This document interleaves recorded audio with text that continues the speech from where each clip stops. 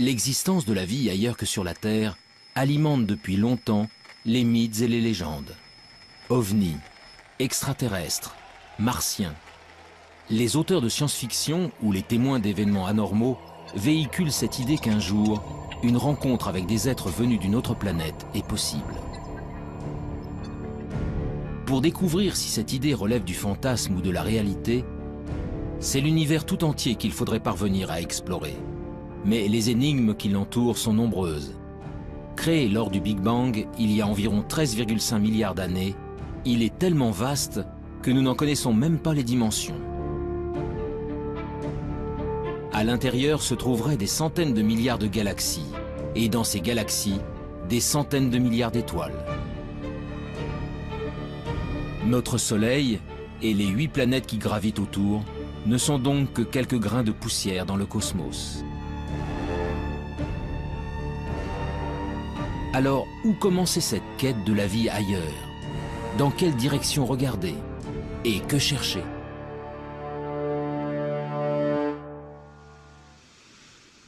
Il y a 50 ans, un ambitieux programme de recherche a tenté le premier de répondre à ces questions. Dans le nord de la Californie, au milieu des montagnes, des dizaines de paraboles pointent leurs antennes vers le ciel. Elles sont le cœur du programme SETI, pour Search for Extraterrestrial Intelligence. Depuis 1960, elles captent 7 jours sur 7 et 24 heures sur 24 les ondes radio en provenance de l'espace. L'objectif, détecter un signal venu d'ailleurs, envoyé par une autre civilisation. Dans l'univers, de nombreux objets célestes produisent des ondes radio. Pour déceler un éventuel message intelligent, les scientifiques tentent donc de capter ceux qui ne ressemblent à rien de connu. Une mission pour le moins ambitieuse, mais dont les chances de succès se révèlent très réduites. Au début, ça a enthousiasmé l'agence spatiale américaine qui a commencé à mettre des télescopes un peu partout. On a Arecibo, puis des champs de télescopes pour essayer de scruter le ciel. Et puis, on s'est aperçu, avec l'augmentation des connaissances, que c'était vraiment un pari comme la loterie. Tout le monde espère gagner, mais il n'y a qu'un gros lot. Là, on ne sait même pas s'il y a un gros lot. Les recherches menées par le programme SETI ont en effet une limite de taille. L'hypothèse de départ est que si elle existe, une civilisation intelligente utiliserait des ondes radio pour communiquer. Or, pour de nombreux scientifiques, cette probabilité est extrêmement faible. Et même si c'était le cas, les chances de percevoir de telles ondes émises à des milliers d'années-lumière de nous sont infimes. L'utilisation des ondes radio pour communiquer est quelque chose qui, sur Terre, a à peine un siècle, qui va peut-être durer encore un petit siècle, quelque chose comme ça. Après, on trouvera d'autres systèmes, ça sera câblé, etc. Donc, on n'émettra pas grand-chose autour de soi.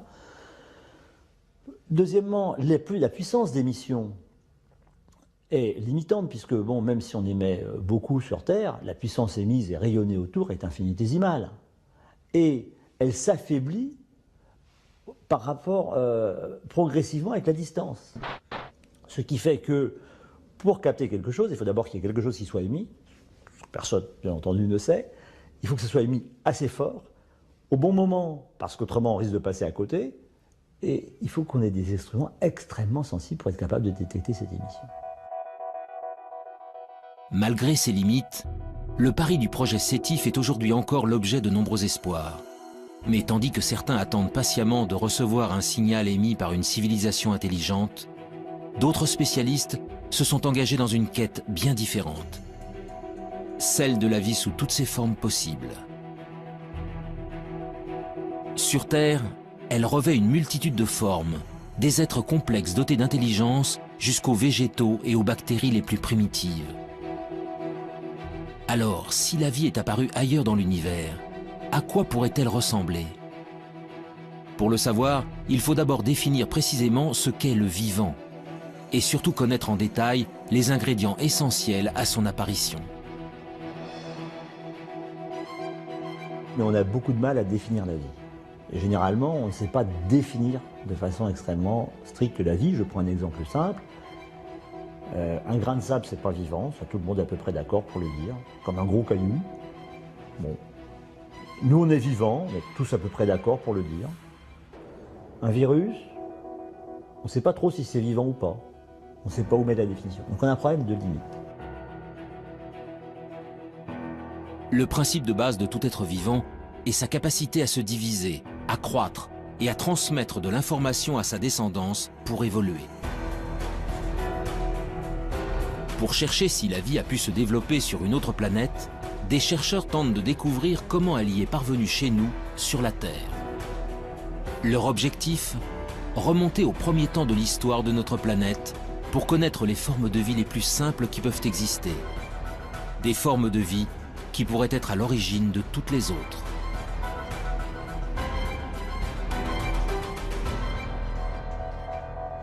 Nous sommes au Centre de biophysique moléculaire d'Orléans. Ici, la géologue Frances Westall et son équipe étudient d'étranges cailloux, des roches d'origine volcanique, vieilles de plusieurs milliards d'années. Dans les deux roches qu'on a ici, il y a une roche qui vient d'Australie. Elle est vieille de 3,5 milliards d'années et ce sont des cendres volcaniques qui ont été déposées en effet sur une plage. Cette roche-là, qui est très très lourde, vient d'Afrique du Sud. Elle est presque aussi vieille, 3,3 milliards d'années. Cette roche aussi, vous voyez, est laminée. Les laminations vert et noir, ce sont des laminations de sédiments, différents types de sédiments. Le vert, ce sont les sédiments volcaniques, les grains volcaniques, les sables volcaniques.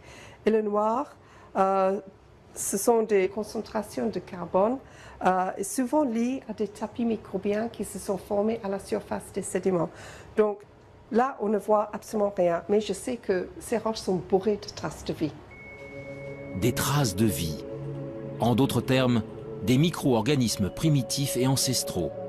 Voilà donc ce que contiendraient ces roches venues d'un autre âge.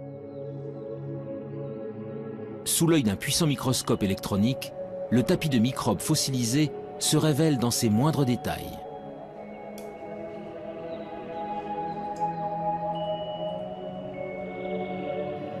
Oui, ici on voit tous les filaments qui ont formé la surface de ce tapis. Tous les filaments sont en orientation, comme ça. Comme si elles ont été entraînées dans un flux d'eau. Il s'est formé sur la plage, dans une petite ruisseau qui sortait d'une source hydrothermale. Et en effet, c'est l'écoulement de ces fluides riches en silice de la source hydrothermale qui a tué le tapis et l'a fossilisé. C'est le plus vieux tapis microbien vraiment bien préservé en 3 dimensions. Il n'existe pas un autre exemplaire au monde pour le moment. Ces bactéries filamenteuses de quelques micromètres de long sont donc les êtres vivants les plus primitifs jamais découverts. Des organismes simples, à partir desquels ont peut-être évolué les millions d'espèces qui peuplent aujourd'hui la Terre. Ailleurs dans l'univers, c'est aussi à ça que pourrait ressembler la vie. Mais pour espérer la découvrir, il faut répondre à une autre question essentielle. Comment ces microbes sont-ils apparus il y a 3,5 milliards d'années? En d'autres termes, comment, sur Terre, sommes-nous passés de matériaux inertes à des êtres animés d'un souffle de vie? On n'a pas les réponses sur Terre. Et je ne suis pas sûr qu'on puisse la trouver un jour sur Terre. Bien sûr, on la cherche. On cherche surtout à dire, est-ce qu'on a des chances de la trouver? Par des expériences de chimie de laboratoire ou par de la géologie en allant plus loin. Mais là, il y a un trou. Et donc ce trou-là, l'apparition de la vie, le passage de l'inerte au vivant, actuellement, on ne sait pas y répondre. Et c'est tout le thème de la recherche de l'exobiologie et de l'origine de la vie. L'instant décisif où la vie a fait son apparition pour la toute première fois restera longtemps encore un mystère. Mais depuis plusieurs décennies, les biologistes ont malgré tout avancé à pas de géant dans leur compréhension de l'émergence du vivant. Tout a commencé en 1953, avec une expérience inédite réalisée par Stanley Miller, un jeune chimiste de l'Université de Chicago. Stanley Miller a fait une expérience Et il a dit, je vais prendre des ingrédients, comme si c'était de l'atmosphère primitive, et puis je vais faire des décharges électriques dedans, et je vais voir ce qui se produit. Et c'est comme ça qu'il a fait une des premières démonstrations, et la première démonstration historique, qu'à partir d'éléments simples, le gaz carbonique, CO2, l'eau, H2O, l'ammoniac, NH3, ou l'azote, N2, donc des éléments simples, communs, etc., avec des éclairs électriques, en refroidissant, on était capable de produire des molécules comme celles qui fabriquent la vie telle que nous la connaissons, des acides aminés. Les acides aminés sont considérés comme les briques du vivant, des éléments primordiaux à la base de chaque organisme, du plus simple au plus complexe. Sur Terre, ils sont au nombre de 20. En s'assemblant les uns aux autres, ils forment les protéines, de longues molécules qui composent les cellules et assurent toutes les fonctions de l'organisme. Pour la première fois, Stanley Miller démontre que ces molécules peuvent se former spontanément à partir d'éléments simples. Du carbone, de l'hydrogène, de l'oxygène, de l'azote, du phosphore, du soufre. Des atomes présents partout à la surface de la Terre et qui réagissent entre eux lorsqu'ils sont soumis à un intense apport d'énergie. Il y a plus de 4 milliards d'années, les prémices de la vie sur notre planète seraient donc sans doute apparues ainsi. Mais alors ce même phénomène a-t-il pu se produire ailleurs dans l'univers? D'autres astres ont-ils un jour été le siège de telles réactions chimiques? Le 28 septembre 1969, une météorite s'écrase dans le sud de l'Australie.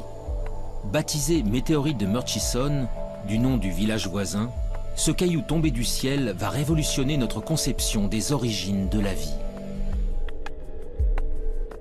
Dans la météorite de Murchison, on a trouvé 70 acides aminés différents.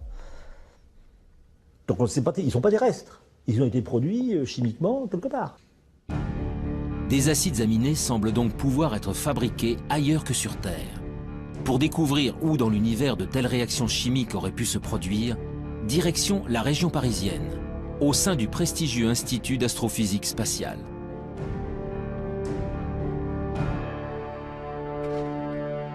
Ici, Louis Dandecourt et son équipe s'intéressent depuis de longues années à des corps célestes bien particuliers, les comètes. En ce qui concerne les comètes, eh bien disons, ce sont au moment de la formation des planètes, tout ne s'est pas formé en planètes, il est resté énormément de micro-planètes qui ne se sont pas complètement formées, qui se sont agrégées.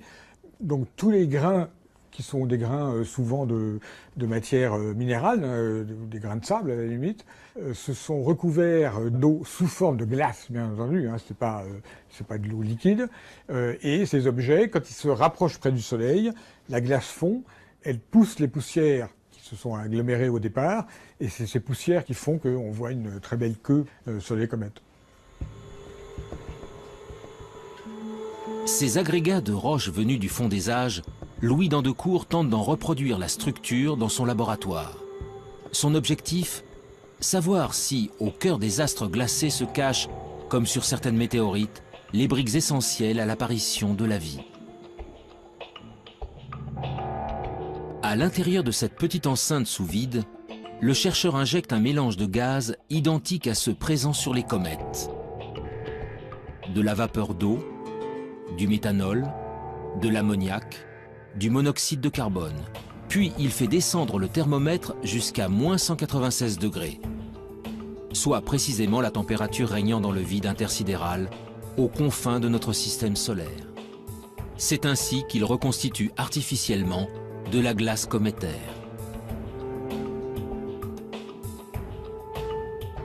Pendant 2 semaines, le mélange est bombardé par des rayons UV. Un rayonnement puissant qui équivaut à l'intensité émise par la lumière des étoiles pendant 1 million d'années.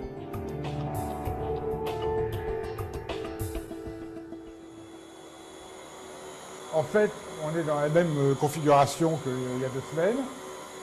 On a arrêté la lampe qui produit les photons et on est prêt maintenant à sortir l'échantillon qui se trouve toujours dans le cryostat.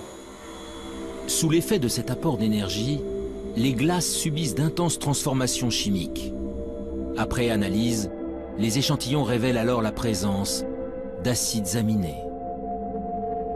On a en fait une sorte d'extension de l'expérience de Miller à des systèmes solaires entiers, si vous voulez, d'une certaine manière. Eh bien, c'est quand même un très gros encouragement parce qu'on pourrait généraliser l'expérience de Miller à d'autres systèmes stellaires qu'on observe, en fait. On fait une expérience de Miller qui est valide à l'échelle cosmique. Les acides aminés, les briques fondamentales du vivant, se formeraient donc spontanément au cœur des comètes. Il y a bien longtemps, c'est peut-être même grâce à ces corps célestes que les premiers d'entre eux sont arrivés sur notre planète. Selon certains spécialistes, la vie sur Terre pourrait ainsi avoir une origine extraterrestre, une origine cométaire. Cette découverte est un grand pas dans la recherche de la vie ailleurs, car si les comètes ont pu ensemencer la Terre, elles ont peut-être également apporté des acides aminés sur d'autres planètes. Les premiers ingrédients indispensables à la vie pourraient donc se trouver n'importe où dans l'univers. Mais malgré tout, la présence d'acides aminés n'est pas forcément synonyme de vie. Alors les acides aminés sont encore des molécules un peu simples. Et quand vous prenez des acides aminés et que vous les raboutez bout à bout, si vous en mettez plusieurs centaines, vous commencez à avoir des petites protéines. Donc on peut essayer de comprendre ce qui se passe pour fabriquer des molécules de plus en plus complexes, molécules qui seraient capables de s'auto-reproduire à un moment, ce qu'on appelle de l'autoréplication, et puis finalement de s'auto-organiser et donc de créer par exemple des longues chaînes moléculaires qui sont à la base du vivant. Pour évoluer vers la vie, les briques élémentaires doivent donc s'assembler, s'organiser et acquérir la capacité de se multiplier. Or, de telles réactions ne peuvent se produire que dans des conditions très précises. Les conditions d'apparition de la vie, il faut les ingrédients de base, donc carbone, hydrogène, oxygène, azote, phosphore, soufre, et encore toute une ribambelle de produits dans très petites quantités. Il faut un milieu dans lequel cela puisse se produire. En clair, c'est la chimie dans un milieu liquide, et le milieu liquide naturel, c'est l'eau. Donc il faut qu'il y ait de l'eau. Et pour que ces réactions puissent se produire et s'entretenir, il faut qu'il y ait des sources d'énergie. C'est de la chaleur, des éclairs, qui transmettent de l'énergie à des nouvelles molécules. Ils sont capables donc de générer des nouvelles molécules de plus en plus complexes. De l'eau, de l'énergie et des ingrédients de base capables de former des molécules complexes comme les acides aminés. Voilà donc les éléments essentiels à l'émergence du vivant. Grâce aux comètes, les acides aminés peuvent potentiellement se trouver sur n'importe quel astre rocheux. Le Soleil et les milliards d'étoiles de l'univers apportent quant à eux de l'énergie en grande quantité à toutes les planètes. L'eau, en revanche, l'eau sous forme liquide, est une ressource extrêmement rare. Partir en quête de la vie extraterrestre revient donc à chercher les endroits où de l'eau pourrait exister. Des endroits que les scientifiques ont baptisés les zones d'habitabilité. Où est-ce qu'on peut trouver ça? Dans quelle région autour d'un soleil on peut trouver ces conditions? Alors, pour simplifier, la zone habitable, c'est si je prenais la Terre et que je sois capable de la déplacer plus ou moins près de son soleil. Il y a un moment où ça va chauffer beaucoup quand je m'en rapproche, il y aura une telle chaleur en surface que l'eau ne pourra exister que sous forme de vapeur. Il n'y aura plus de liquide. Si je m'éloigne, il va faire de plus en plus froid parce que je reçois de moins en moins d'énergie. Toute l'eau va se condenser, va devenir glacée. Donc je sortirai de la zone habitable. Donc ça me définit une zone habitable. Pour que de l'eau liquide subsiste à la surface d'une planète, celle-ci doit donc se trouver à la bonne distance de son étoile, ni trop loin, ni trop près. Dans notre système solaire, seule la Terre se trouve au cœur de la zone d'habitabilité. Mais pour de nombreux spécialistes, l'une de nos voisines pourrait, elle aussi, avoir abrité de l'eau dans le passé. Il s'agit de la planète Mars.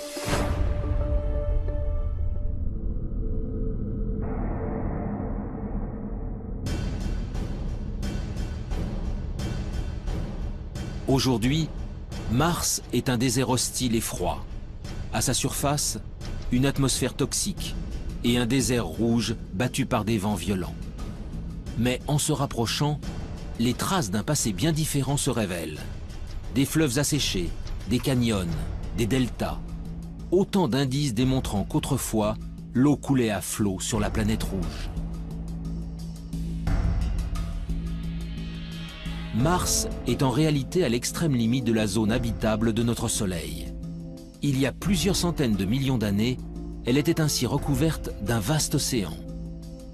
Alors, cette eau aurait-elle permis à une vie extraterrestre de s'y développer? Et si oui, des organismes vivants ou fossilisés subsistent-ils encore quelque part? Depuis quelques décennies, la planète Mars fait l'objet de toutes les attentions. Américains, Russes, Européens y ont déjà envoyé près de 50 missions pour en percer les mystères. La dernière en date s'appelle Curiosity.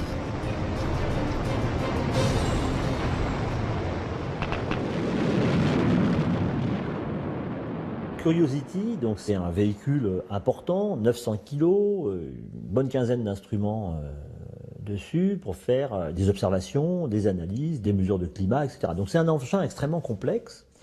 L'objectif premier de Curiosity, c'est de déterminer les conditions qui ont pu exister lorsque le cratère dans lequel il est tombé a été formé, et depuis qu'il a été formé. Donc c'est un peu déterminer les conditions d'habitabilité. Est-ce que la planète a connu une période humide? Est-ce qu'elle a duré assez longtemps? Et qu'est-ce que ça a produit au niveau de la géologie? Le rover Curiosity est commandé à distance par des équipes de la NASA en Californie. Mais en France, toutes les nuits, des scientifiques travaillent en temps réel avec leurs homologues américains. Nous sommes au Centre national d'études spatiales de Toulouse.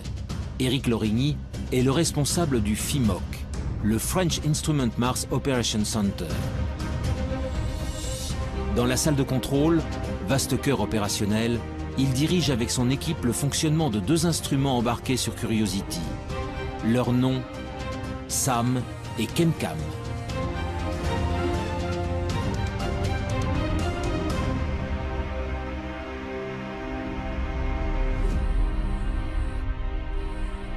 L'instrument ChemCam est un instrument qui envoie un laser sur des roches.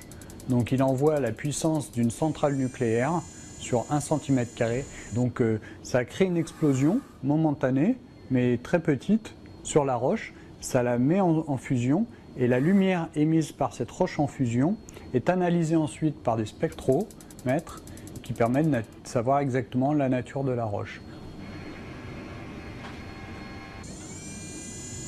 L'instrument SAM, il analyse, donc il récupère des échantillons et il peut analyser soit de l'atmosphère, soit des échantillons solides et après déterminer là très finement la nature exacte de ce qu'il y a à l'intérieur de ces roches ou de cette atmosphère.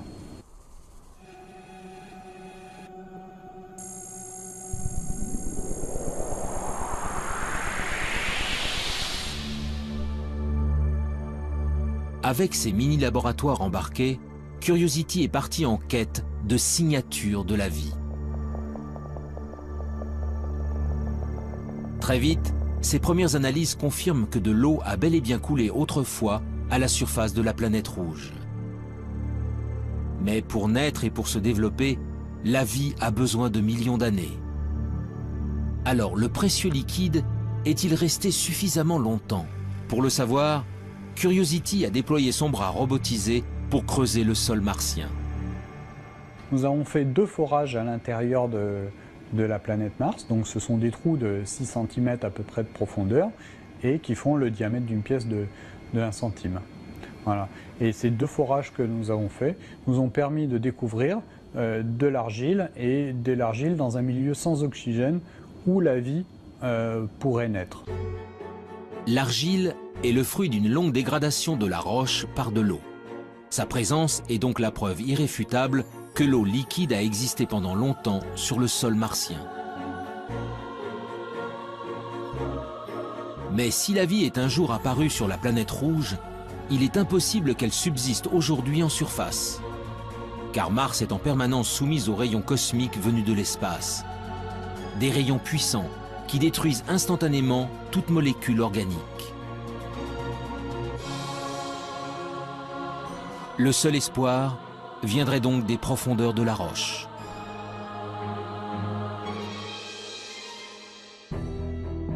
Le 8 février 2013, à quelques centimètres sous la surface, Curiosity a mis en évidence la présence d'un monde plus hospitalier. Des roches gris-vert, non oxydées, bien à l'abri des rayonnements nocifs. Pour l'heure, le rover n'y a décelé aucune trace de vie, ni même d'acides aminés. Mais ces premiers indices ont encouragé les scientifiques à poursuivre leur quête. Bientôt, un nouveau robot encore plus performant prendra la relève de Curiosity. Son nom, ExoMars.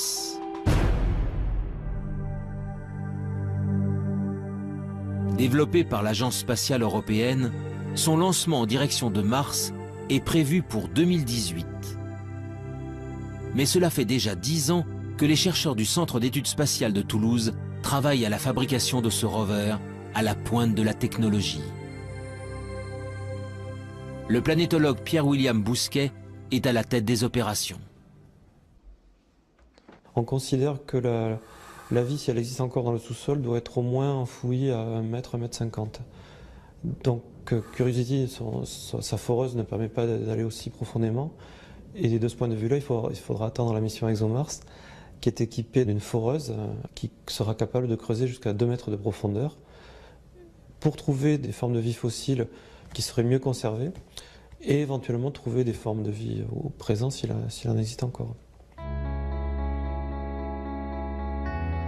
Cette foreuse permettra à ExoMars d'effectuer des prélèvements réguliers à une profondeur jamais atteinte. Grâce à une batterie d'instruments embarqués, il analysera ensuite les échantillons, en quête du moindre indice de vie actuel ou fossilisé. En attendant que la planète rouge ne livre tous ses secrets, la recherche de la vie extraterrestre continue ailleurs dans le système solaire.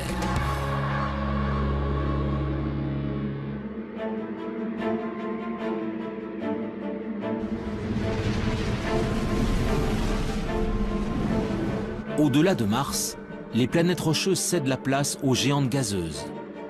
À plus de 800 millions de kilomètres de la Terre, Jupiter et Saturne sont les planètes les plus imposantes du système solaire. Composées principalement d'hélium et d'hydrogène, leur surface n'est autre qu'un vaste océan de gaz. Autour d'elles gravitent de très nombreux satellites naturels, des astres rocheux qui attirent l'attention des exobiologistes depuis de longues années. Nous sommes au laboratoire de planétologie et géodynamique de Nantes. Ici, depuis plus de 10 ans, le planétologue Olivier Grasset et son équipe tentent de percer les secrets des satellites des géantes gazeuses. Pendant longtemps, c'est-à-dire avant les missions Voyager, on a toujours considéré que l'environnement externe, c'est-à-dire le monde au-delà de Jupiter, est un environnement très froid, ce qui est vrai. Et très froid, c'est vraiment très froid, c'est-à-dire qu'à Jupiter, il fait à peu près moins 120 degrés Celsius, et au niveau de Saturne, on est plutôt aux alentours de moins 150, presque jusqu'à moins 180, enfin bon, ça commence à être vraiment très très froid. Et il est bien entendu que l'eau n'existe pas sous forme liquide. À la surface des lunes, au niveau des planètes, il n'y a pas d'eau liquide disponible comme on l'imagine sur Terre. Mais ce qui est vrai en surface n'est pas vrai en profondeur. Loin, bien loin du Soleil, les satellites des géantes gazeuses sont pour la plupart recouverts d'une épaisse couche de glace. Mais en 1979, la sonde Voyager 1 découvre Europe, la 6e lune de Jupiter. Les clichés révèlent alors une surface extrêmement lisse, la plus lisse de tout le système solaire, parcourue par de mystérieuses lignes sombres. 15 ans plus tard, la mission américaine Galileo livre des photos en haute résolution et vient approfondir ses observations. Une façon assez simple de l'expliquer, c'est quand on a des poches liquides en dessous. C'est beaucoup plus difficile à expliquer si on n'a que du solide en dessous. Il y a aussi des très grandes fractures, plusieurs milliers de kilomètres à la surface. Et ces fractures, en fait, on a pu voir qu'elles n'étaient pas faites de glace pure, mais qu'elles étaient faites avec un mélange de glace et de sel. Donc ça, c'est évidemment quelque chose qui très rapidement nous a fait penser, en dessous, il y a peut-être un océan liquide avec des sels, un océan salé. Parce que si à un moment je casse la croûte, l'océan salé remonte et puis ce qui va me rester, c'est cette signature de sel le long des lignes. En 1997, la mission Cassini s'envole à son tour pour explorer le système de Saturne. Et là encore, une lune au comportement exceptionnel va mettre en émoi la communauté scientifique. Son nom, Encelade.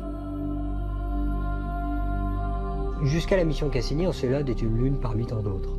Jusqu'au jour où Cassini survole la Lune et se rend compte qu'il y a un geyser, alors là un geyser géant, qui existe au niveau du pôle sud et qui évacue en permanence de l'eau liquide dans l'espace. Et Cassini est passé au travers de ce geyser et a démontré que c'était bien de l'eau, enfin qu'il y avait d'autres constituants, mais principalement de l'eau, ce qui nous a permis d'affirmer qu'il y a bien une poche liquide sous la glace au niveau du pôle sud. Encelade, tout comme Europe, mais aussi d'autres lunes appelées Callisto et Ganymède, posséderaient donc de profonds océans.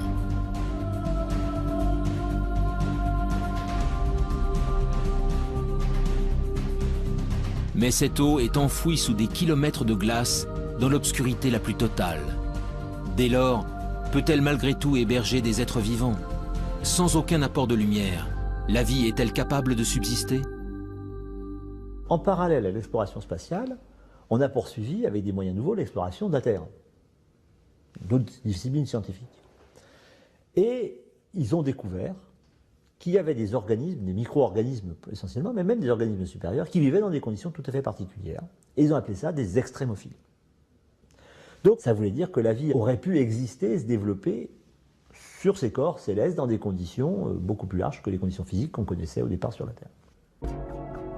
Pour les spécialistes, ces organismes ultra résistants seraient donc capables de survivre dans les océans enfouis des satellites glacés. Mais pour que de telles formes de vie apparaissent, un autre élément se révèle essentiel. Cette eau liquide doit être en contact avec des roches, de la matière minérale susceptible d'apporter les molécules de base à la chimie du vivant. Une nouvelle question s'est alors posée aux scientifiques. Ces océans profonds reposent-ils bel et bien sur un fond rocheux? Après de nombreux calculs, la réponse est apparue. Pour Ganymède et Callisto, cela est impossible.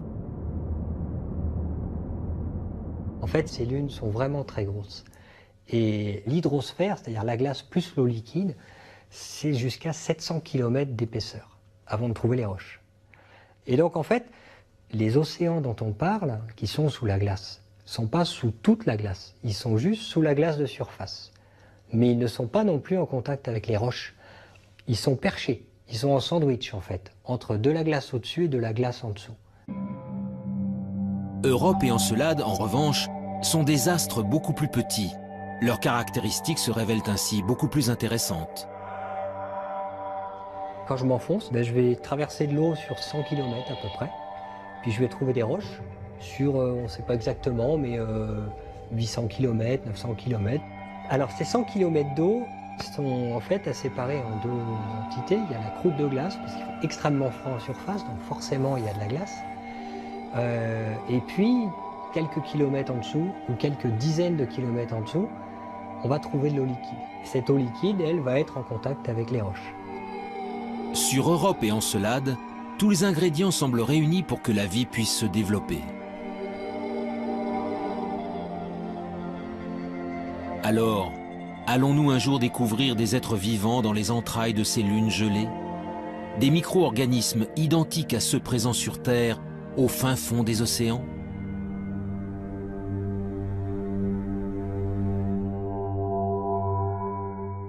Alors les exobiologistes, il y en a déjà qui sont prêts à aller creuser un trou et à lancer la pêche à la ligne ou au filet pour ramasser une sirène. Ça, bon. Mais bon, on ne va pas lancer tout de suite le pêcheur. Pour deux raisons. La première, c'est qu'on va confirmer l'océan, on va essayer de le caractériser. Et puis, le trou, il faut quand même percer profond parce qu'on ne sait pas s'il y a entre 5, 10, 18, 20, 100 km d'épaisseur de glace. Sur Terre, l'épaisseur de glace la plus grosse qu'on connaisse, c'est 3 km au pôle sud. Bon, donc 100 km de glace, même 10 km de glace, ça fait beaucoup à trouver quand même. Puis dessous, il y a un petit océan qui fait 10, 20, 100, 1000 km de profondeur. Et c'est pas facile d'y aller. Donc avant d'aller analyser sous de la glace, on a le temps. D'autres missions d'observation seront lancées dans les prochaines décennies pour mieux connaître les satellites de Jupiter et de Saturne. Ce n'est qu'après que l'homme ira y creuser pour découvrir enfin si nous sommes vraiment seuls dans le système solaire.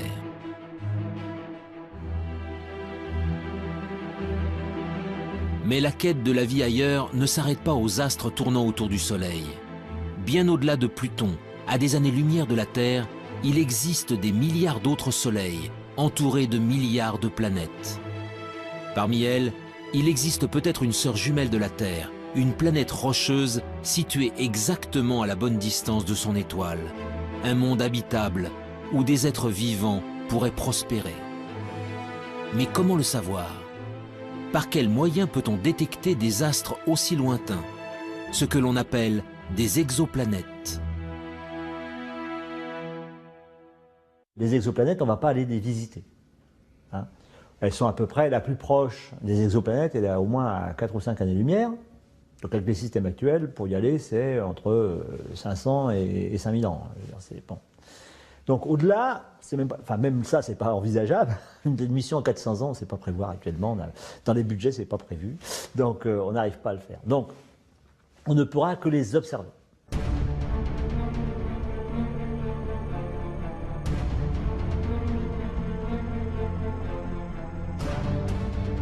Depuis plus de 10 ans, les astronomes du monde entier pointent donc leurs télescopes vers les confins de la galaxie. La traque des exoplanètes est aujourd'hui l'un des domaines majeurs de l'exobiologie.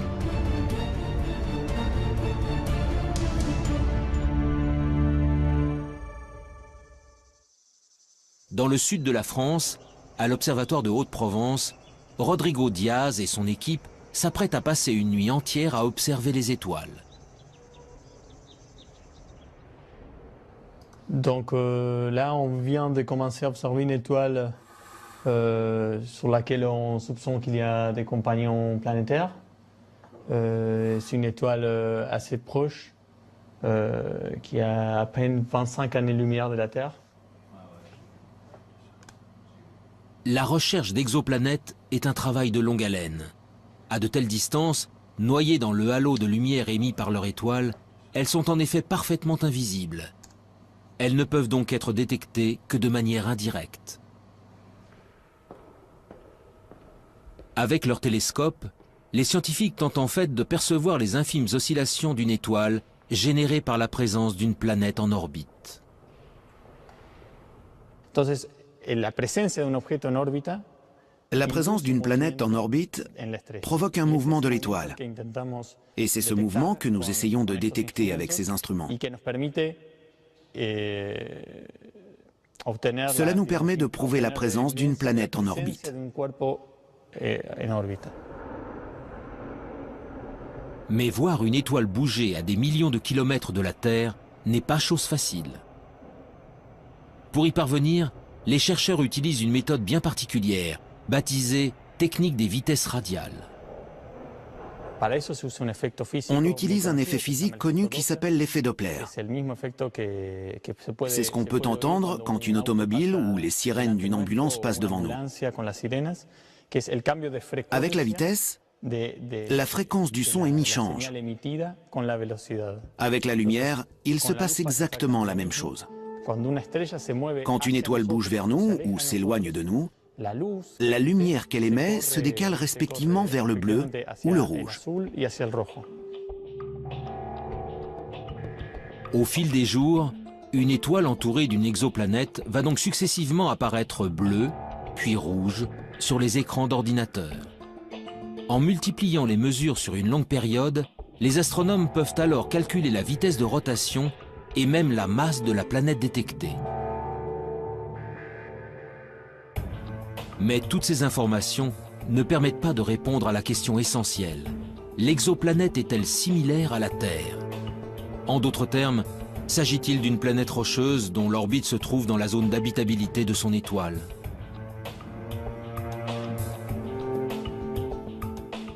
Pour le savoir, il faut recourir à une autre méthode d'observation et s'extraire de l'atmosphère terrestre qui trouble la vision.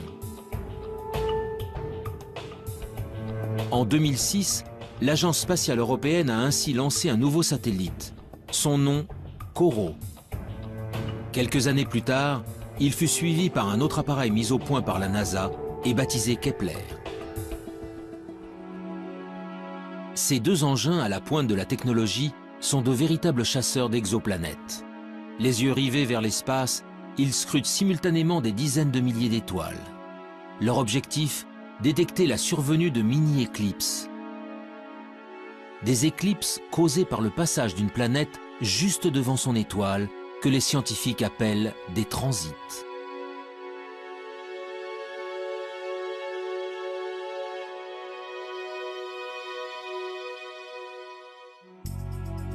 En combinant les données obtenues par les satellites à celles recueillies depuis le sol, les scientifiques peuvent alors mieux connaître la nature des planètes détectées.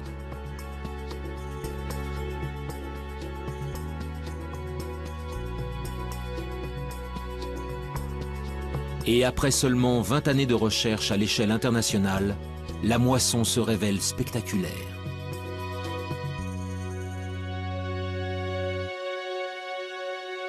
Donc actuellement, on a détecté, alors ça change tous les jours, mais on est à 888 planètes extrasolaires.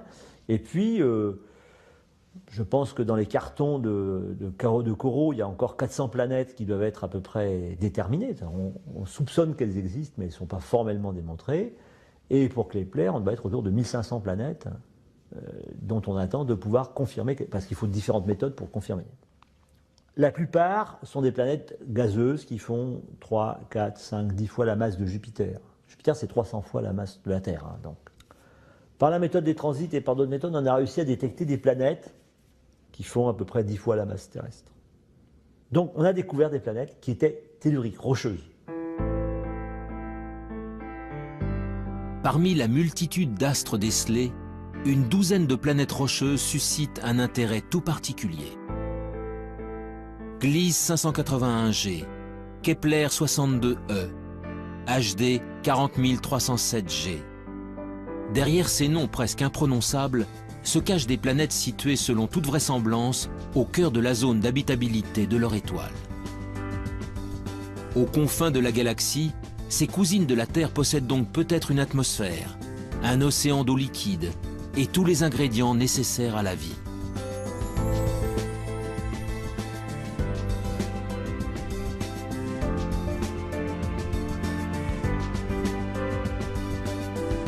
Mais dans sa quête d'autres mondes, l'homme se trouve sans cesse confronté à l'immensité de l'espace. En effet, comment savoir si l'une d'elles héberge effectivement des êtres vivants? Comment détecter une forme de vie à sa surface, à des dizaines d'années-lumière de distance? Ces questions trouveront peut-être un jour des réponses grâce à une nouvelle génération d'instruments.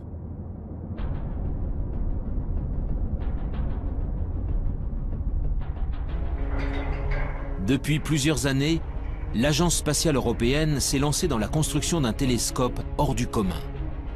Son nom, l'EELT, pour European Extremely Large Telescope.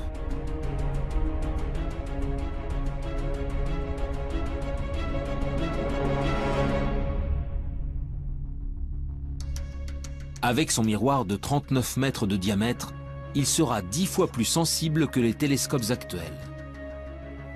Sa mise en service n'est pas prévue avant 2020. En attendant, les scientifiques européens s'activent pour construire et assembler chacun des 800 segments qui composeront le gigantesque miroir.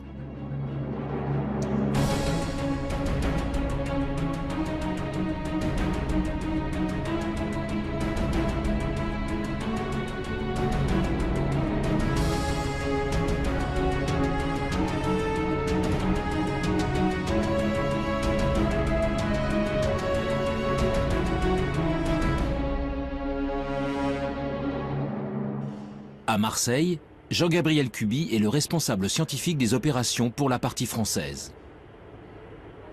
Ce que l'on vise avec l'ELT, c'est réellement de faire une image directe de la planète et donc de la séparer de son étoile. Bien évidemment, l'étoile autour de laquelle la planète gravite est des millions ou des milliards de fois plus lumineuse que la planète. Et donc, la difficulté de la technique consiste à isoler le mieux possible la lumière qui vient de l'étoile de manière à pouvoir distinguer la planète. Donc c'est ce qu'on appelle l'imagerie directe. La quête ultime est d'arriver un jour à réaliser des images de planètes relativement semblables à la Terre, en tout cas de même taille, et on espère également pouvoir donc caractériser les atmosphères de ces planètes. Dans sa chasse aux planètes sœurs de la Terre, l'EELT sera appuyé par un autre projet tout aussi ambitieux, le James Webb Space Telescope, développé par la NASA. Lui ne scrutera pas le ciel depuis le sol, mais depuis les confins du système solaire, à 1,5 million de kilomètres de la Terre.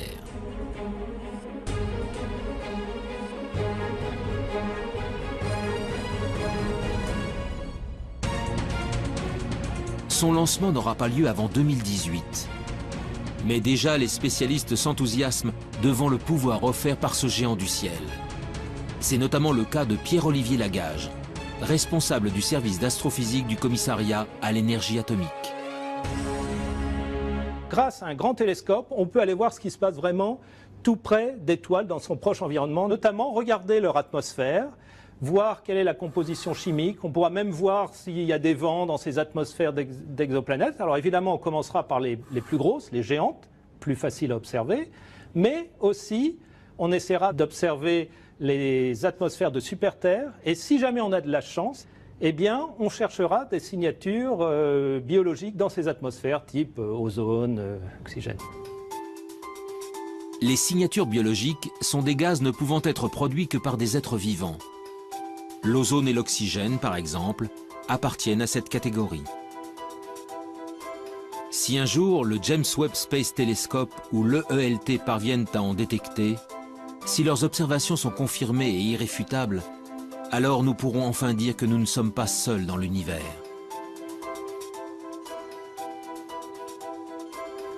Mon intime conviction est que la vie, il n'y a pas de raison qu'elle n'existe pas ou qu'elle n'ait pas existé ailleurs.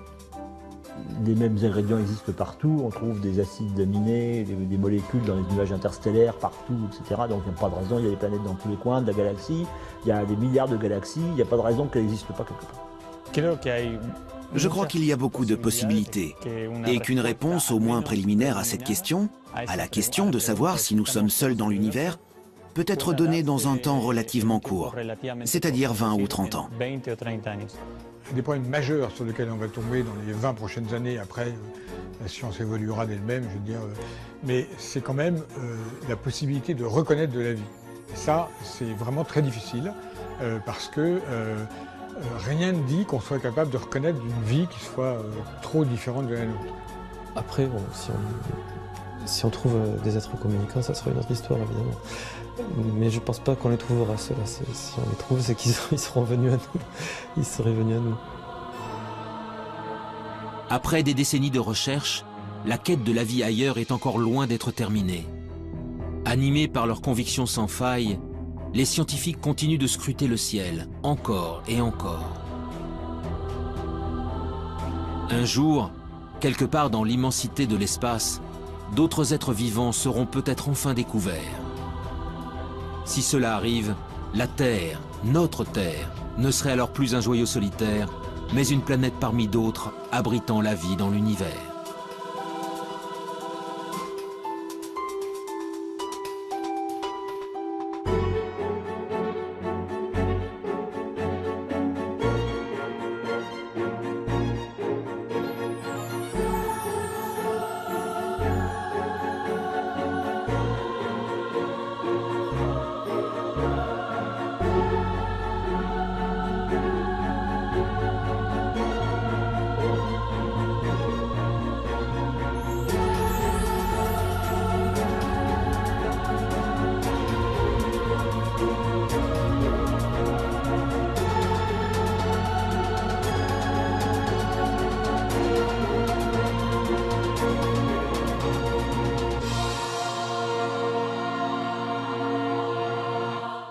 Et de l'argile dans un milieu sans oxygène où la vie pourrait naître. L'argile est le fruit d'une longue dégradation de la roche par de l'eau. Sa présence est donc la preuve irréfutable que l'eau liquide a existé pendant longtemps sur le sol martien. Mais si la vie est un jour apparue sur la planète rouge, il est impossible qu'elle subsiste aujourd'hui en surface. Car Mars est en permanence soumise aux rayons cosmiques venus de l'espace. Des rayons puissants qui détruisent instantanément toute molécule organique. Le seul espoir viendrait donc des profondeurs de la roche.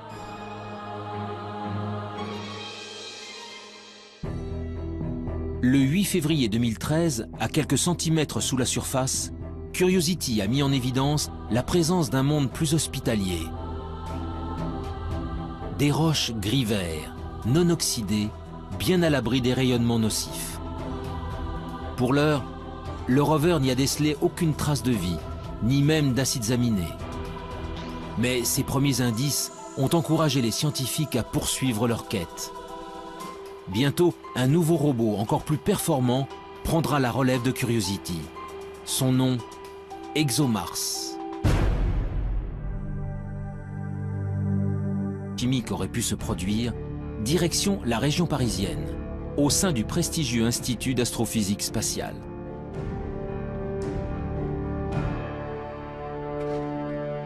Ici, Louis Dandecourt et son équipe s'intéressent depuis de longues années à des corps célestes bien particuliers, les comètes. En ce qui concerne les comètes, eh bien disons, ce sont au moment de la formation des planètes, tout ne s'est pas formé en planètes, hein, il est resté énormément de micro-planètes qui ne se sont pas complètement formées, qui se sont agrégées. Donc tous les grains qui sont des grains souvent de matière minérale, des grains de sable à la limite, se sont recouverts d'eau sous forme de glace, bien entendu, hein, c'est pas de l'eau liquide.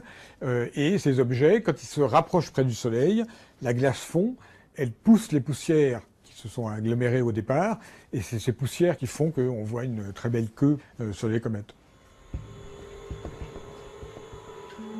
Ces agrégats de roches venus du fond des âges, Louis Dandecourt tente d'en reproduire la structure dans son laboratoire. Son objectif ? Savoir si, au cœur des astres glacés se cachent, comme sur certaines météorites, les briques essentielles à l'apparition de la vie. À l'intérieur de cette petite enceinte sous vide, le chercheur injecte un mélange de gaz identique à ceux présents sur les comètes. 3, 4, 5, 10 fois la masse de Jupiter. Jupiter, c'est 300 fois la masse de la Terre. Hein, donc. Par la méthode des transits et par d'autres méthodes, on a réussi à détecter des planètes qui font à peu près 10 fois la masse terrestre. Donc on a découvert des planètes qui étaient telluriques, rocheuses. Parmi la multitude d'astres décelés, une douzaine de planètes rocheuses suscitent un intérêt tout particulier. Gliese 581G, Kepler 62e, HD 40307G.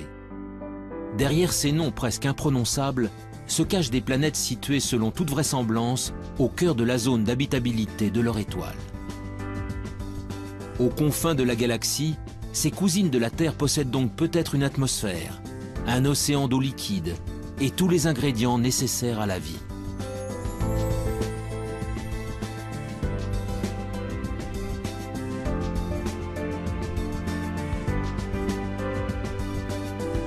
Mais dans sa quête d'autres mondes, l'homme se trouve sans cesse confronté à l'immensité de l'espace. En effet, comment savoir si l'une d'elles héberge effectivement des êtres vivants? Comment détecter une forme de vie à sa surface, à des dizaines d'années-lumière de distance? Ces questions trouveront peut-être un jour des réponses grâce à une nouvelle génération d'instruments. Alors, allons-nous un jour découvrir des êtres vivants dans les entrailles de ces lunes gelées? Des micro-organismes identiques à ceux présents sur Terre, au fin fond des océans?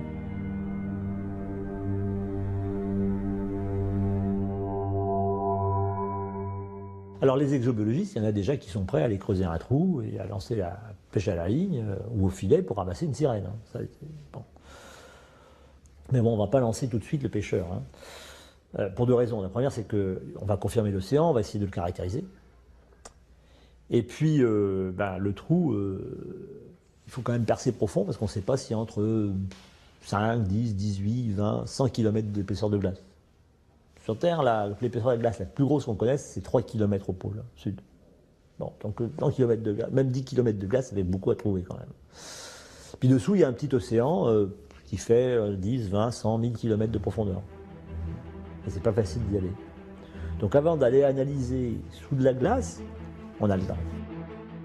D'autres missions d'observation seront lancées dans les prochaines décennies pour mieux connaître les satellites de Jupiter et de Saturne. Ce n'est qu'après que l'homme ira y creuser pour découvrir enfin si nous sommes vraiment seuls dans le système solaire. Alors, est-il possible que parmi ces mondes inconnus, situés à des années-lumière du nôtre, d'autres êtres vivants aient pu prospérer?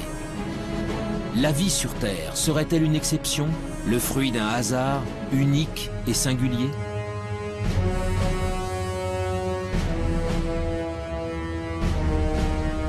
Depuis des décennies, astronomes et biologistes scrutent le ciel à la recherche du moindre signe de vie extraterrestre. Ils pointent leurs télescopes vers les confins de l'espace pour détecter des planètes sœurs de la Terre où des formes de vie auraient pu se développer.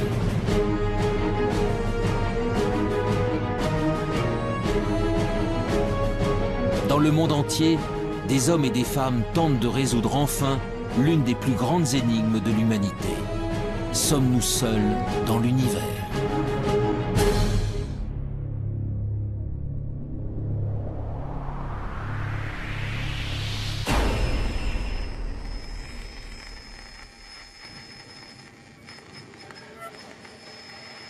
L'existence de la vie ailleurs que sur la Terre alimente depuis longtemps les mythes et les légendes. OVNI, extraterrestres, martiens. Les auteurs de science-fiction ou les témoins d'événements anormaux véhiculent cette idée qu'un jour, une rencontre avec des êtres venus d'une autre planète est possible. NH3 ou l'azote, N2, donc des éléments simples, communs, etc., avec des éclairs électriques en refroidissant, on était capable de produire des molécules comme celles qui fabriquent la vie telle que nous la connaissons, des acides aminés. Les acides aminés sont considérés comme les briques du vivant, des éléments primordiaux à la base de chaque organisme, du plus simple au plus complexe. Sur Terre, ils sont au nombre de 20. En s'assemblant les uns aux autres, ils forment les protéines, de longues molécules qui composent les cellules et assurent toutes les fonctions de l'organisme. Pour la première fois, Stanley Miller démontre que ces molécules peuvent se former spontanément à partir d'éléments simples. Du carbone, de l'hydrogène, de l'oxygène, de l'azote, du phosphore, du soufre. Des atomes présents partout à la surface de la Terre et qui réagissent entre eux lorsqu'ils sont soumis à un intense apport d'énergie. Il y a plus de 4 milliards d'années, les prémices de la vie sur notre planète seraient donc sans doute apparues ainsi. Mais alors ce même phénomène a-t-il pu se produire ailleurs dans l'univers? D'autres astres ont-ils un jour été le siège de telles réactions chimiques? Le 28 septembre 1969, une météorite... Le système solaire entier, si vous voulez, d'une certaine manière. Eh bien, c'est quand même un très gros encouragement parce qu'on pourrait généraliser l'expérience de Miller à d'autres systèmes stellaires qu'on observe, en fait. On fait une expérience de Miller qui est valide à l'échelle cosmique. Les acides aminés, les briques fondamentales du vivant, se formeraient donc spontanément au cœur des comètes. Il y a bien longtemps, c'est peut-être même grâce à ces corps célestes que les premiers d'entre eux sont arrivés sur notre planète. Selon certains spécialistes, la vie sur Terre pourrait ainsi avoir une origine extraterrestre, une origine cométaire. Cette découverte est un grand pas dans la recherche de la vie ailleurs. Car si les comètes ont pu ensemencer la Terre, elles ont peut-être également apporté des acides aminés sur d'autres planètes. Les premiers ingrédients indispensables à la vie pourraient donc se trouver n'importe où dans l'univers. Mais malgré tout, la présence d'acides aminés n'est pas forcément synonyme de vie. Alors les acides aminés sont encore des molécules un peu simples. Et quand vous prenez les acides aminés et que vous les raboutez bout à bout, si vous en mettez plusieurs centaines, vous commencez à avoir des petites protéines. Donc on peut essayer de comprendre ce qui se passe pour fabriquer des molécules de plus en plus complexes, molécules qui seraient capables de s'auto-reproduire à un moment. Avec ses mini-laboratoires embarqués, Curiosity est parti en quête de signatures de la vie. Très vite, ses premières analyses confirment que de l'eau a bel et bien coulé autrefois à la surface de la planète rouge. Mais pour naître et pour se développer, la vie a besoin de millions d'années. Alors, le précieux liquide est-il resté suffisamment longtemps? Pour le savoir, Curiosity a déployé son bras robotisé pour creuser le sol martien. Nous avons fait 2 forages à l'intérieur de la planète Mars. Donc ce sont des trous de 6 cm à peu près de profondeur et qui font le diamètre d'une pièce de 1 centime. Voilà. Et ces 2 forages que nous avons faits nous ont permis de découvrir de l'argile et de l'argile dans un milieu sans oxygène où la vie pourrait naître. L'argile est le fruit d'une longue dégradation de la roche par de l'eau. Sa présence est donc la preuve irréfutable que l'eau liquide a existé pendant longtemps sur le sol martien. Mais si la vie est un jour apparue sur la planète rouge, il est impossible qu'elle subsiste aujourd'hui en surface. Car Mars est en permanence soumise aux rayons cosmiques venus de l'espace. Des rayons puissants qui détruisent instantanément toute molécule organique. Harry du projet SETI fait aujourd'hui encore l'objet de nombreux espoirs. Mais tandis que certains attendent patiemment de recevoir un signal émis par une civilisation intelligente, d'autres spécialistes se sont engagés dans une quête bien différente. Celle de la vie sous toutes ses formes possibles. Sur Terre, elle revêt une multitude de formes, des êtres complexes dotés d'intelligence jusqu'aux végétaux et aux bactéries les plus primitives. Alors, si la vie est apparue ailleurs dans l'univers, à quoi pourrait-elle ressembler? Pour le savoir, il faut d'abord définir précisément ce qu'est le vivant, et surtout connaître en détail les ingrédients essentiels à son apparition. Mais on a beaucoup de mal à définir la vie. Et généralement, on ne sait pas définir de façon extrêmement stricte la vie. Je prends un exemple simple. Un grain de sable, c'est pas vivant, ça tout le monde est à peu près d'accord pour le dire, comme un gros caillou. Bon. Nous, on est vivants, on est tous à peu près d'accord pour le dire. Un virus, on ne sait pas trop si c'est vivant ou pas. On ne sait pas où mettre la définition. Donc on a un problème de limite. Le principe de base de tout être vivant est sa capacité à se diviser, à croître et à transmettre de l'information à sa descendance pour évoluer. Pour chercher si la vie a pu se développer sur une autre planète, dans l'univers, de nombreux objets célestes produisent des ondes radio. Pour déceler un éventuel message intelligent, les scientifiques tentent donc de capter ceux qui ne ressemblent à rien de connu. Une mission pour le moins ambitieuse, mais dont les chances de succès se révèlent très réduites. Au début, ça a enthousiasmé l'agence spatiale américaine qui a commencé à mettre des télescopes un peu partout. On a Arecibo, puis des champs de télescopes pour essayer de scruter le ciel. Et puis, on s'est aperçu, avec la documentation des connaissances, que c'était vraiment un pari comme la loterie. Tout le monde espère gagner, mais il n'y a qu'un gros lot. Là, on ne sait même pas s'il y a un gros lot. Les recherches menées par le programme SETI ont en effet une limite de taille. L'hypothèse de départ est que si elle existe, une civilisation intelligente utiliserait des ondes radio pour communiquer. Or, pour de nombreux scientifiques, cette probabilité est extrêmement faible. Et même si c'était le cas, les chances de percevoir de telles ondes émises à des milliers d'années-lumière de nous sont infimes. L'utilisation des ondes radio pour communiquer est quelque chose qui, sur Terre, a à peine un siècle, qui va peut-être durer encore un petit siècle, quelque chose comme ça. Après, on trouvera d'autres systèmes, ça sera câblé, etc. Donc, on n'émettra pas grand-chose autour de soi. Deuxièmement, la puissance d'émission est limitante, puisque bon, même si on émet beaucoup... La vie sur Terre serait-elle une exception, le fruit d'un hasard unique et singulier?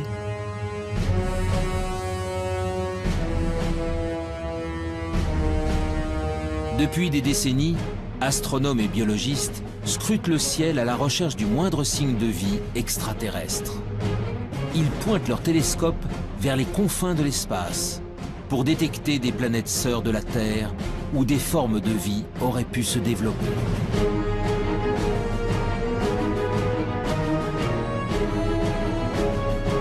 Dans le monde entier, des hommes et des femmes tentent de résoudre enfin l'une des plus grandes énigmes de l'humanité. Sommes-nous seuls dans l'univers ?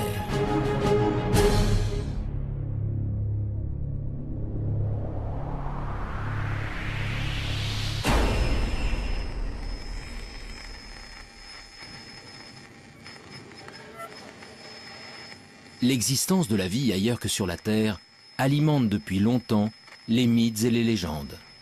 OVNI, extraterrestres, martiens. Les auteurs de science-fiction ou les témoins d'événements anormaux véhiculent cette idée qu'un jour, une rencontre avec des êtres venus d'une autre planète est possible. Pour découvrir si cette idée relève du fantasme ou de la réalité, c'est l'univers tout entier qu'il faudrait parvenir à explorer. Sous l'œil d'un puissant microscope électronique, le tapis de microbes fossilisés se révèle dans ses moindres détails.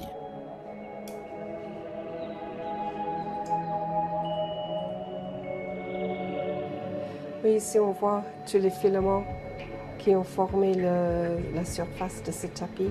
Tous les filaments sont en orientation, comme ça. Comme si elles ont été entraînées dans un flux d'eau. Il s'est formé sur la plage, dans une petite ruisseau qui sortait d'une source hydrothermale. Et en effet, c'est l'écoulement de ces fluides riches en silice de la source hydrothermale qui a tué le tapis et l'a fossilisé. C'est le plus vieux tapis microbien vraiment bien préservé en 3 dimensions. Il n'existe pas un autre exemplaire au monde pour le moment. Ces bactéries filamenteuses de quelques micromètres de long sont donc les êtres vivants les plus primitifs jamais découverts. Des organismes simples, à partir desquels ont peut-être évolué les millions d'espèces qui peuplent aujourd'hui la Terre. Ailleurs dans l'univers, c'est aussi à ça que pourrait ressembler la vie. Mais pour espérer la découvrir, puis le sol, les scientifiques peuvent alors mieux connaître la nature des planètes détectées.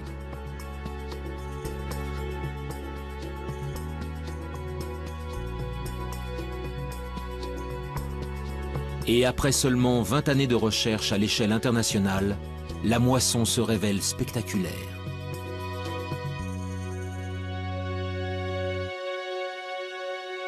Donc actuellement, on a détecté, alors ça change tous les jours, mais on est à 888 planètes extrasolaires. Et puis, je pense que dans les cartons de Corot, il y a encore 400 planètes qui doivent être à peu près déterminées. On soupçonne qu'elles existent, mais elles ne sont pas formellement démontrées. Et pour Kepler, on doit être autour de 1500 planètes dont on attend de pouvoir confirmer, parce qu'il faut différentes méthodes pour confirmer. La plupart sont des planètes gazeuses qui font 3, 4, 5, 10 fois la masse de Jupiter. Jupiter, c'est 300 fois la masse de la Terre. Hein, donc. Par la méthode des transits et par d'autres méthodes, on a réussi à détecter des planètes qui font à peu près 10 fois la masse terrestre.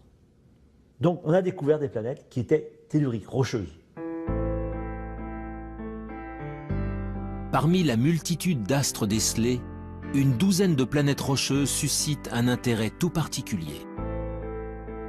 Gliese 581G, Kepler 62e, HD 40 de l'Université de Chicago. Stanley Miller a fait une expérience et il a dit je vais prendre des ingrédients comme si c'était de l'atmosphère primitive et puis je vais faire des décharges électriques dedans et je vais voir ce qui se produit. Et c'est comme ça qu'il a fait une des premières démonstrations, et la première démonstration historique, qu'à partir d'éléments simples, le gaz carbonique, CO2, l'eau, H2O, l'ammoniac, NH3, ou l'azote, N2, donc des éléments simples, communs, etc., avec des éclairs électriques, en refroidissant, on était capable de produire des molécules comme celles qui fabriquent la vie telle que nous la connaissons, des acides aminés. Les acides aminés sont considérés comme les briques du vivant, des éléments primordiaux à la base de chaque organisme, du plus simple au plus complexe. Sur Terre, ils sont au nombre de 20. En s'assemblant les uns aux autres, ils forment les protéines, de longues molécules qui composent les cellules et assurent toutes les fonctions de l'organisme. Pour la première fois, Stanley Miller démontre que ces molécules peuvent se former spontanément à partir d'éléments simples. Du carbone, de l'hydrogène, de l'oxygène, de l'azote, du phosphore, du soufre. Des atomes présents partout à la surface de la Terre et qui réagissent entre eux lorsqu'ils sont soumis à un intense apport.